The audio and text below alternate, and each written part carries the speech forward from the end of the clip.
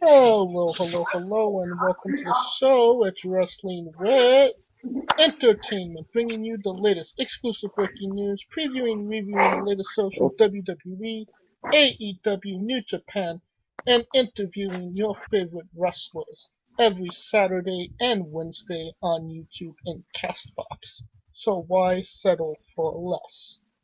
I am your host, James J., alongside Carlito Yachts. First show of the new year, man. It's just a lot going on. But I must say, 2020 must have came with us into 2021. And Scooter Dust. I just want to say that, Dr. Dre needed a doctor, and he got a good one.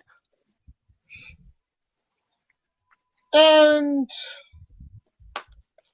this is our first live show since December 18th, I believe. A lot going on. BC, before COVID. I don't know. I've been trying to look at wrestling news. Didn't seem like there was a lot going on. Maybe time to wrap this up before we even start. But it is a great day for wrestling, as our last interview before our pre-recordings was with Jack Stevens, and we actually found somebody that had a conversation about Darby Allin with a complete stranger in a supermarket. And who doesn't believe in Christmas miracles, right? I guess the broken clock's right today. The Jewish kid over here doesn't believe in Christmas miracles. Well, a Hanukkah miracle. A Hanukkah miracle in your case. I believe he said a Kwanzaa miracle. There you go. Kwanzaa miracle. Miracles are miracles. Exactly. A couple days ago was our first interview of the new year.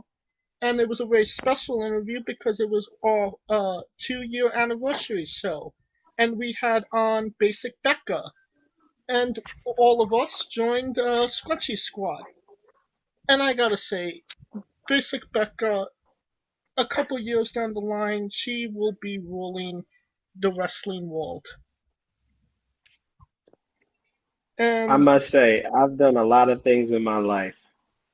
I think joining the Scrunchy Squad is up there. Your son being born and then Scrunchy Squad kind of equal? I'd say, nah, I mean, son, I'd be shallow, but it's close. Next week we have on the show Hunter Freeman, which is one of our more unique interviews. A lot of great content with this guy. He is the current Ground Zero champion, and we kind of cover all things Hunter Freeman, and even a gender reveal match for his child, which is a great story that you don't want to miss.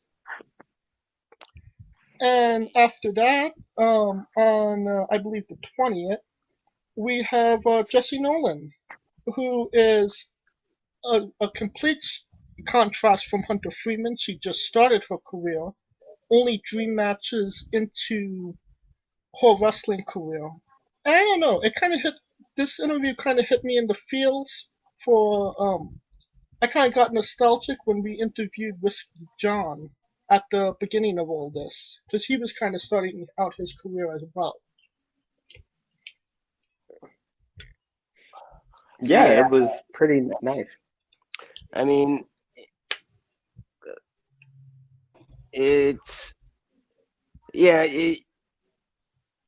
interviews, they seem to be taking on an evolution on their own, and one seems to somehow lead right into the next one in some way. And that's something you don't see with most interview and wrestling-based podcasts. they just bring someone on, interview. No, we find a way to connect every single person we've interviewed so far. Oh, absolutely.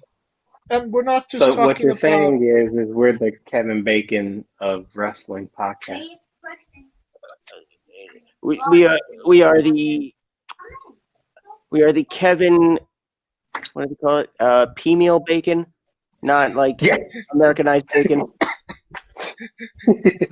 Footloose bacon. Hey, I'm good. I'm good with bacon.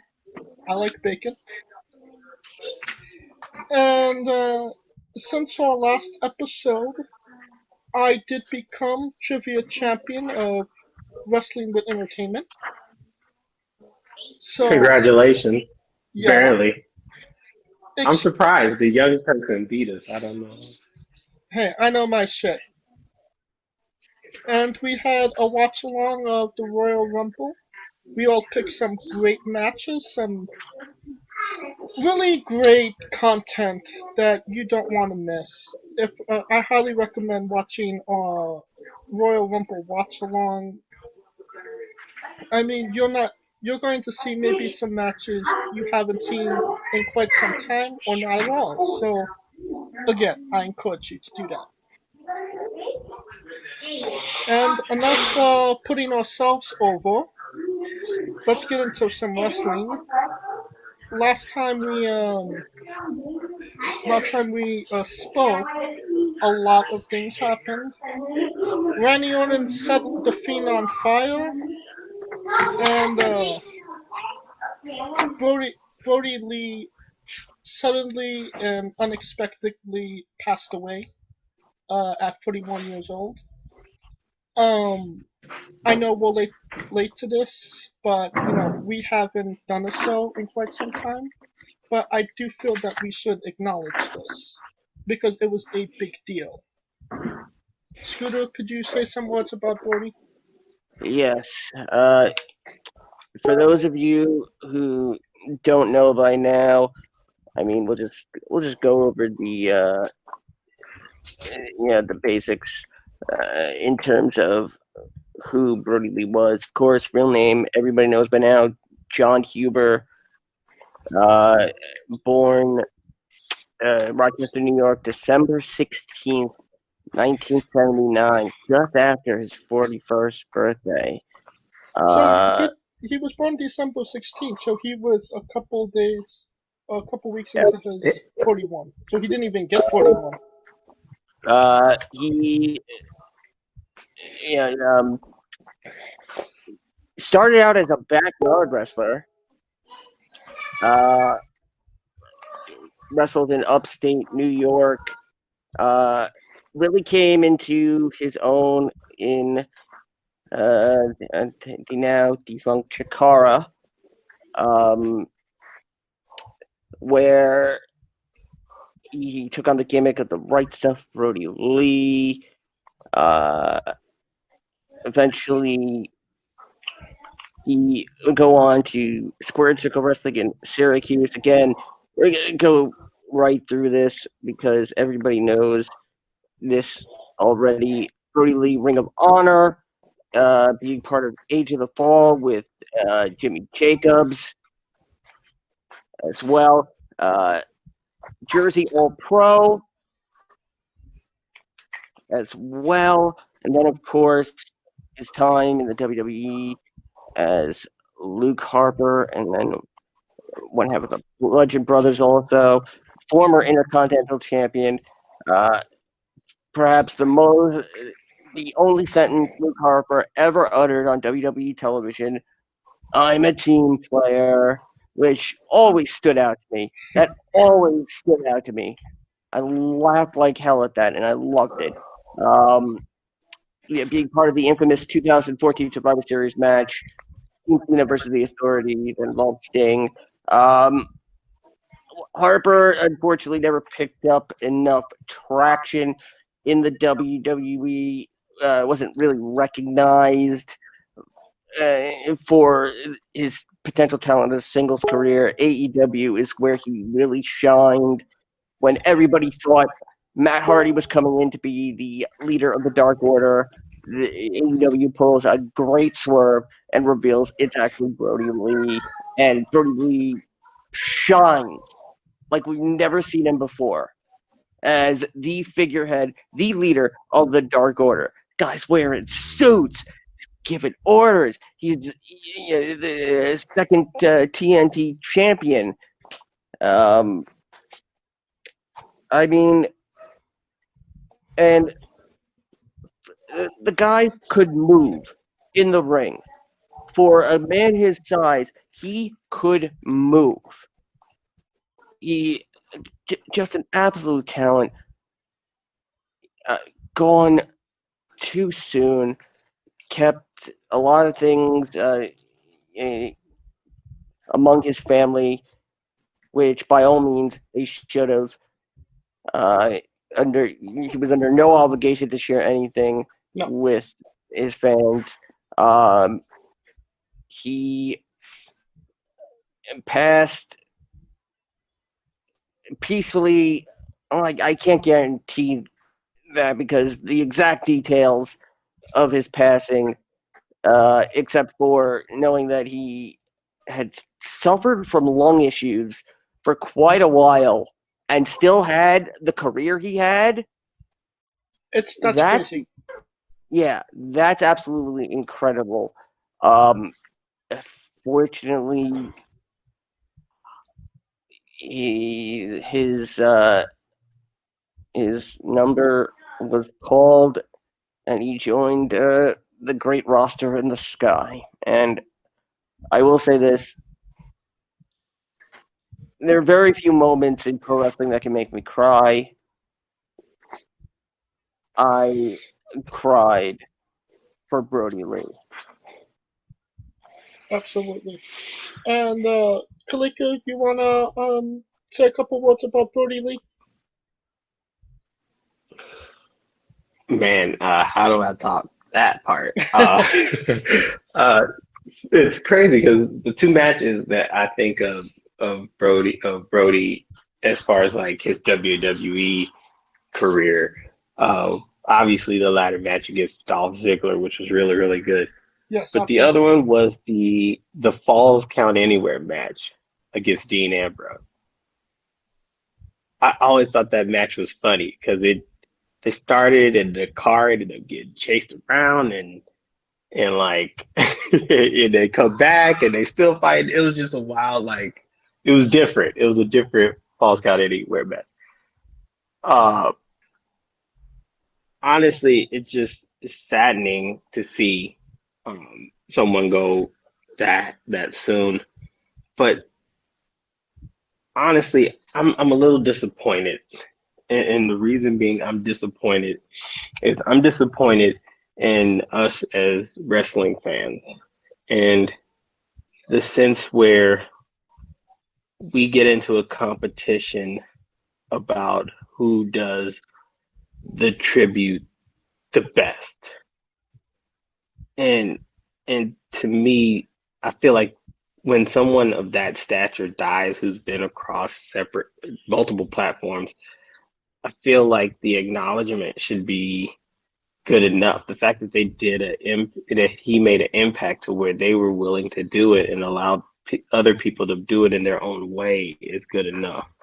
And people turned his death into a AEW versus WWE battle over who could do the best tribute. And to me, that was the most disappointing part because of the simple fact that we should be coming together on stuff like this. Like, wrestling is one of those things where very few people make it past a certain age. And you would think with all these deaths coming around, you would,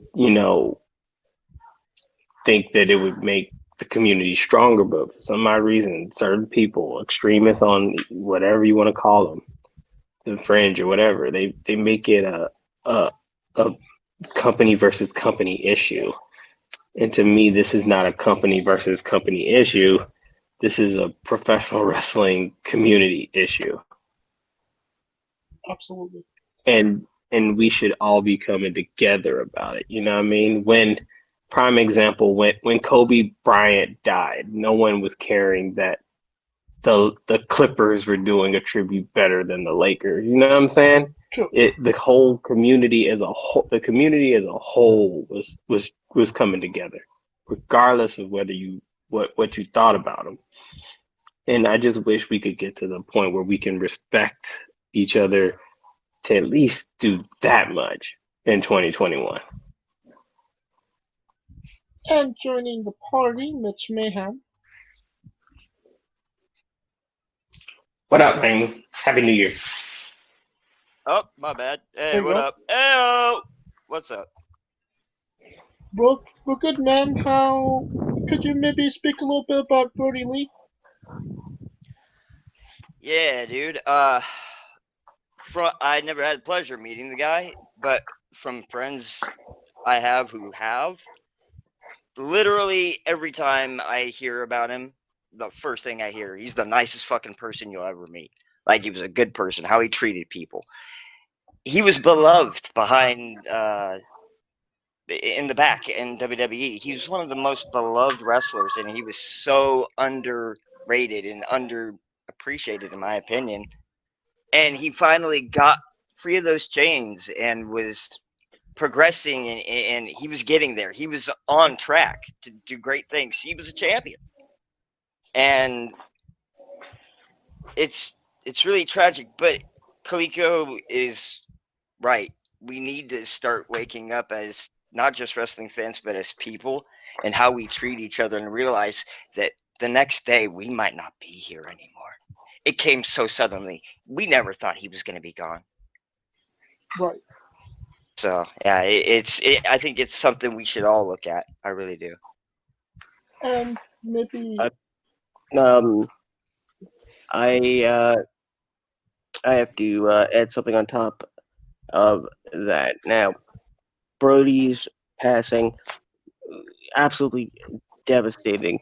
But it came at a time, and I'm going personal here. In the last 2 weeks, I have lost 5 people near and dear to me. 5 people in my life have died. I'm so sorry to hear that. And it takes such a toll to the point where, and I'm not gonna pull any punches. I'm continuing to battle mental illness, and it's no joke.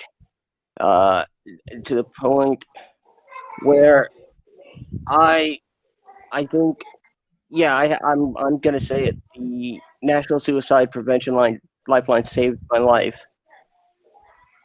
and for anybody that's out there thinking that there's no other option, the Lifeline is there. 800-273-8255. Death is a terrible, terrible, terrible tragedy, and a lot of people don't understand that when it happens one after the other, boom, boom, boom, boom, the people are suddenly just not there, and you wonder, like, how, like, it's just take the time, breathe, call the prevention line. It might just save one of our listeners' lives too. And thank you for saying that, Scooter. I know that that must have been hard for you to say. And thank you for letting me share that. Absolutely. And I'll top off this Brodie Lee type of tribute. Honestly, I think we could maybe even do a whole tribute show to him and go a lot longer than we have. Because even though, this guy was a mid-carder in his WWE career and got some success in his short time in AEW, there's still so much to cover. And I think, us as fans kind of, just underappreciate the mid card or bottom of the card for what they do. Huh. We talk about, True. John Cena, Drew McIntyre, Moxley. We don't talk a lot about those guys that's under the card that, put in the same amount of time, work, and effort. Real quick, if I may, it's kind of relative though. Like how people are judged on the card. It's a weird thing, and it doesn't even mean it's not really where they're at. Drew McIntyre was called a mid-carder for life, and now look at him. Right. It's a judgment call, and it's a false judgment call most of the time. So yeah, Well, I agree with you. what I'm getting at is we need to, not just look at, watch the main events and, have our backroom matches. I think we should have to, respect everybody on the card and really appreciate what they do for us, because obviously some of them might not be there when we need them. Real quick, I saw a dark match. Every now and then, you never know. If you don't look at the dark matches and everything, you never know what you're gonna miss out on. I saw a dark match that I was there live. You didn't think on paper this would be a big deal. Test and Rob Conway. Rob Conway did the best fake job of an injury I'd ever seen in my fucking life. I was convinced he was hurt, and he pops up out of nowhere. It was like the coolest thing I've ever seen. So you never know. You'll miss things like that because they're considered dark matches. Right. And of course, our thoughts and prayers go out to John Herbert and his family through this difficult time. Now on to some more recent news. Marty Scurll has been released from his Ring of Honor contract. That's a name we haven't heard in a super long time.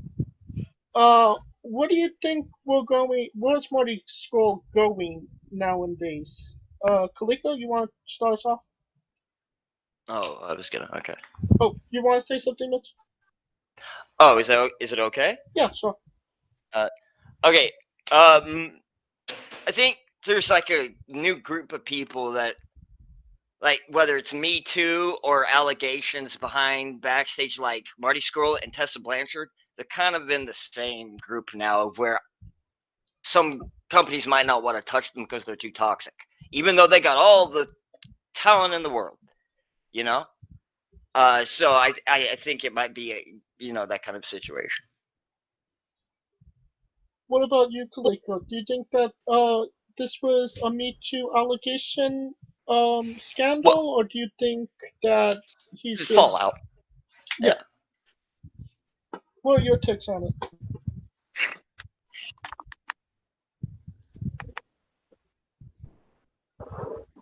Carlito? I don't think he's here.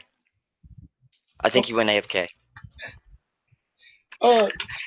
Scooter, you wanna show your thoughts? Well, given it was almost blink and miss it. Right. Like, it was just posted, and for a moment I thought Marty posted it himself. And I think I personally didn't see anything about any allegations against Marty Scurll, just that they had amicably parted ways. And when you think about it, he's like the last jigsaw puzzle piece, to the elite. So if he does end up anywhere, yeah, he's gonna be all elite. Provided nothing comes out and there's no legal issues. But then again, who knows? Do you think that Yeah. this may Oh, have sorry. been, allegations that weren't publicized against him? Maybe it was more hush hush that maybe Ring of Honor Not, knew about, or do you think that this is all speculation and it just kind well, of came up? obviously, we're participating in speculation. I mean, come on now. But obviously, I don't think this is one specific thing. I think that there's many things we don't know. We're not there. We're not behind scenes. We're not him. We're not. There's a lot we don't know that doesn't come to the surface. Death by 1,000 cuts. I'm sure there was some other stuff to it, like with the Tessa Blanchard situation. The odd thing about the release in general is that he was the head booker. Yeah. Right, but it's not like he doesn't have any. He's always, the rumors have been for years of him going because of his buddies are AEW, and he was going to start the company with them, or he was going to come and be the Dark Order leader. What I'm glad he wasn't. I'm glad, Brodie got to do it. He deserved it. He was right for it. But this has been in the works for a while. Is my point. This is not like everyone knows he has somewhere to go. He has somewhere to fall back on. They're his friends, so they're going to take him no matter what. But that's going back to what you just said, Mitch. He might have a stigma of a Tessa Blanchard. Well, Right. do you think that there's maybe some, again, speculation, maybe heat in All Elite with Marty? And because, Cody kind of touched on that there was maybe some issues between him and Marty. Do you think Marty is maybe hard to work with? I'm not gonna. I don't know about that personal. I really don't know. That would just be 100% speculation. I don't know their personal life. Oh. So yeah. Well, we'll definitely cover it if it comes back up, and if it comes back up, it seems like this kind of came out of nowhere and kind of quietly went under the bed, so to speak. I think it was one of those things that were. It was like I feel like it was done like they waited until the right time when things were dead enough and died down enough from the fire from in the past. I feel like that it was like done as quietly as possible, so as few people as possible would notice, kind of thing. Another thing that was interesting this past week, Carlito, Caribbean Cool, was advertised for the Raw Legends show, but never actually made an appearance. And that's a shocker to you? Meaning? He's got a history of it. Of not showing up? Yeah, and back in like 07, 08, after his WWE run. Oh yeah, with Independence. Oh, so this isn't a new phenomenon with Carlito. No. What say you, Scooter?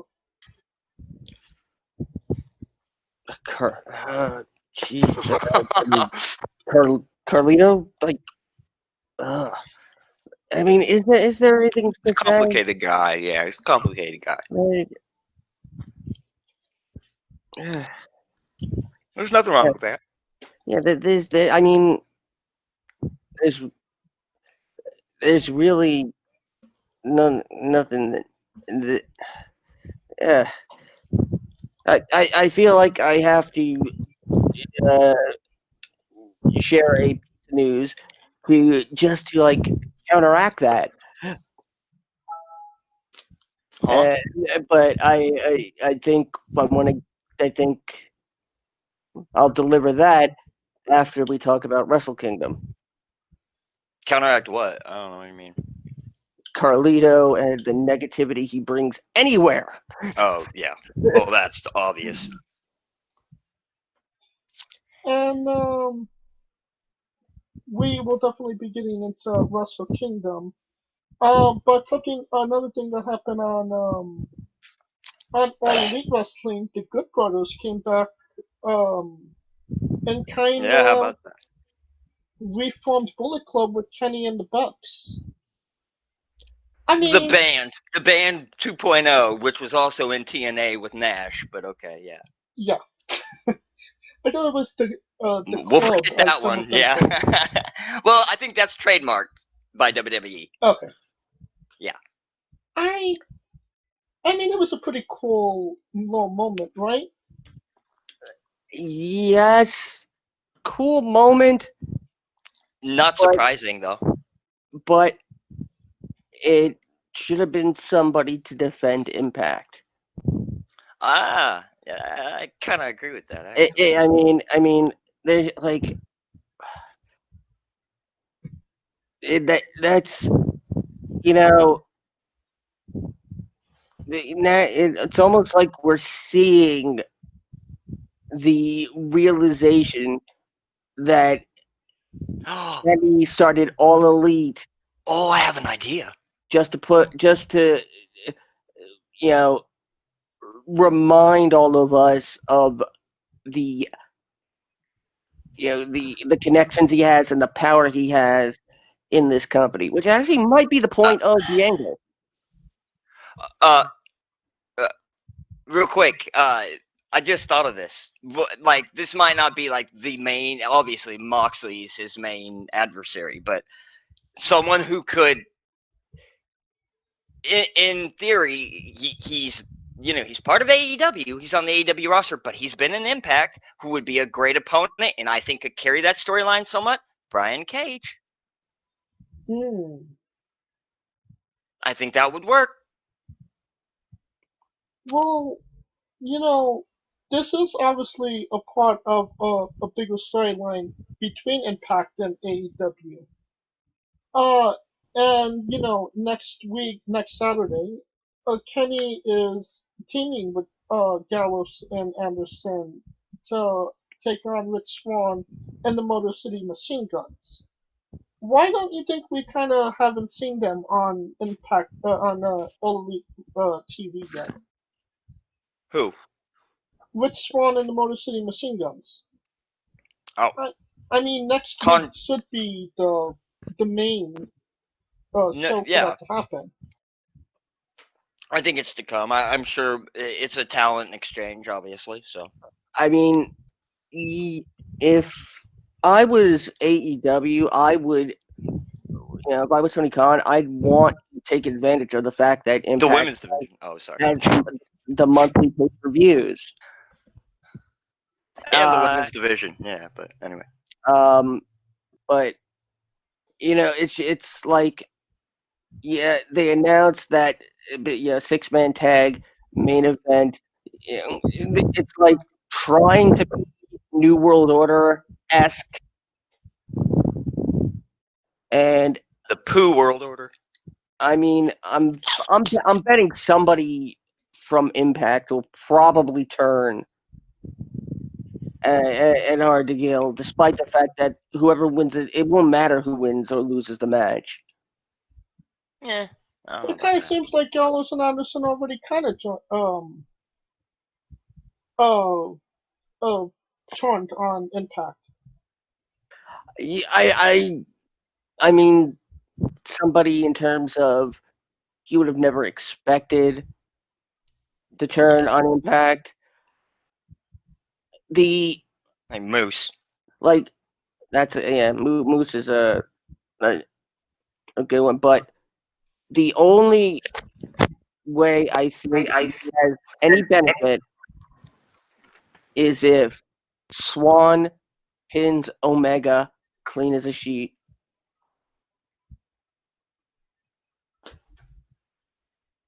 Interesting. And we do have one little bit of news, another piece of news, but I think we might save that for after the Wrestle Kingdom review. Yes, because it literally just broke today. Right.